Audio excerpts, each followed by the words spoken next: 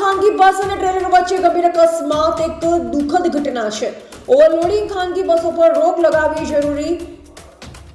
સમગ્ર કચ્છ જિલ્લામાં આરટીઓ અને પોલીસની મીઠી નજર હેઠળ ચાલતી ઓવરલોડિંગ ટ્રાવેલ્સો બંધ થવી જોઈએ। કચ્છ જિલ્લાના જાગૃત લોકોને વિનંતી કે પોતાના જીવ જોખમમાં મૂકીને આવી ખાનગી બસોની મુસાફરી કરતા પહેલા થોડું વિચારો। આજે ભુજ મુન્દ્રા રોડ પર ખાનગી બસ અને ટ્રેલર વચ્ચે ગંભીર અકસ્માત બન્યો। આવા અકસ્માત અનેકો વખત બનતા જ, પરંતુ વહીવટી તંત્ર આંખ આડા કાન કરે છે, જેથી કચ્છ જિલ્લા કલેક્ટર અને બોર્ડર રેન્જ આઈજીને એસડીપીઆઈ કચ્છ જિલ્લાના પ્રમુખ રોશન અલી સાંધાણીએ વિનંતી સાથે અપીલ કરતા જણાવ્યું કે સમગ્ર કચ્છ જિલ્લા ચાલતી ઓવરલોડિંગ ખાનગી બસ ઉપર રોક લગાવવામાં આવે અને આરટીઓના નિયમ મુજબ ચલાવવામાં આવે અને આ ગંભીર અકસ્માતમાં મરણ પામેલ અને ભોગ બનેલ લોકોને સરકાર દ્વારા વળતર ચૂકવવામાં આવે તેવી માંગ કરી। જય ભારત, જય સંવિધાન। હું રોશન અલી સાંધાણી, એસડીપીઆઈ પાર્ટીથી। આજે મારે સોશિયલ મીડિયામાં મેં જોયું એ બાબતે એક એક્સિડન્ટ જે ભુજ મુન્દ્રા રોડ ઉપર થયેલ છે, કેરાની આજુબાજુ, જે બાબતે કચ્છ જિલ્લાના આઈજી સાહેબ અને કલેક્ટર સાહેબ સાથે પૂર્વ અને પશ્ચિમ કચ્છના એસપી સાહેબને હું રજૂઆત સાથે અપીલ કરવા માગું છું કે આ એક્સિડન્ટ એક ગંભીર એક્સિડન્ટ છે, જેમાં 20 લોકોથી વધારે જે ઘાયલ થયા છે ને એમાં લગભગ 6 થી 8 લોકો જે એમાં મૃત્યુ પામ્યા છે એવા સમાચાર મળી રહ્યા છે।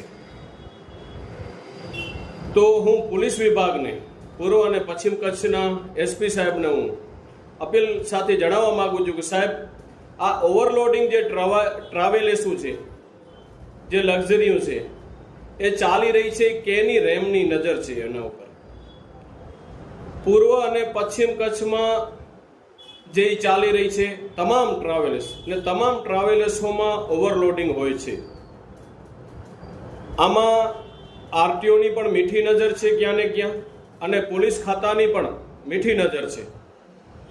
જ્યારે હું વહીવટી તંત્રને અને કચ્છના જવાબદાર બોર્ડર રેન્જ આઈજી સાહેબને હું વિનંતી કરવા માગું છું કે સાહેબ, આવી રીતે આજે પણ લોકોનો જે ભોગ લેવાનો છે એવી રીતે ક્યાં સુધી? જે ટ્રાવેલ્સ સંચાલકો છે એ તો પોતાના ધંધા માટે કોઈની જાનની પરવા નથી કરતા અને ઓવરલોડિંગ ચલાવી રહ્યા છે, ત્યારે પોલીસનો ફરજ બને છે કે ઓવરલોડિંગ કોઈ પણ ટ્રાવેલ્સ હોય એ ન ચાલવી જોઈએ।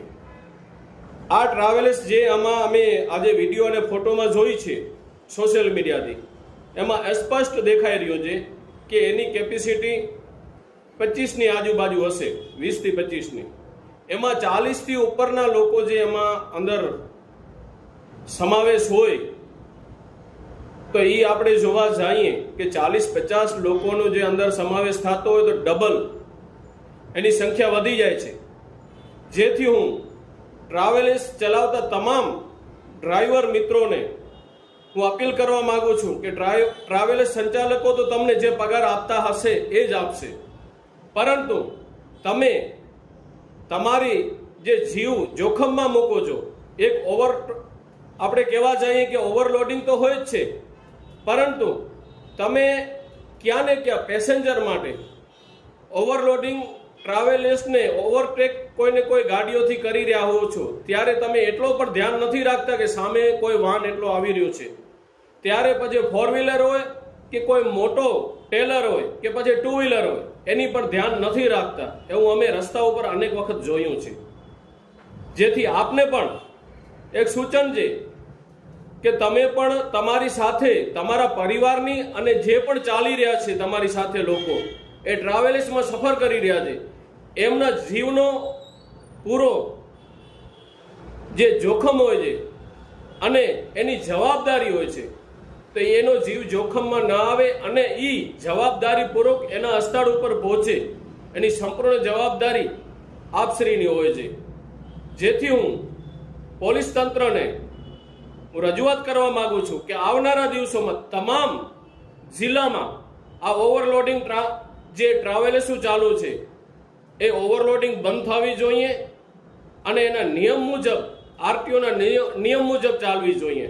નકા અમે ચોખ્ખા સ્પષ્ટ શબ્દોમાં આપ શ્રીને જણાવતા અને અમને એવું પ્રતીત પણ થઈ રહ્યું છે કે ક્યાં ને ક્યાં પોલીસ તંત્ર એમાં ખુલ્લેઆમ હપ્તા લેતો હોય ને એની રેમ ભરી નજર ચલાવતા હોય ને અગર આ ચાલશે તો એમાં જે અમને પ્રતીત થઈ રહ્યું છે કે હપ્તા લઈ રહ્યા છે પોલીસ વિભાગ અને આરટીઓ વિભાગ, એવું પ્રતીત થઈ રહ્યું છે. પણ અમને એવો શંકાનો દાયરો જે છે એ અસ્પષ્ટ થઈ જશે કે આ હપ્તાથી જ ચાલે છે આ સમગ્ર સામ્રાજ્ય, જે આમાં ક્યાં ને ક્યાં પોલીસની મીઠી નજર નહીં પણ હપ્તાખોરી પણ હોઈ શકે છે.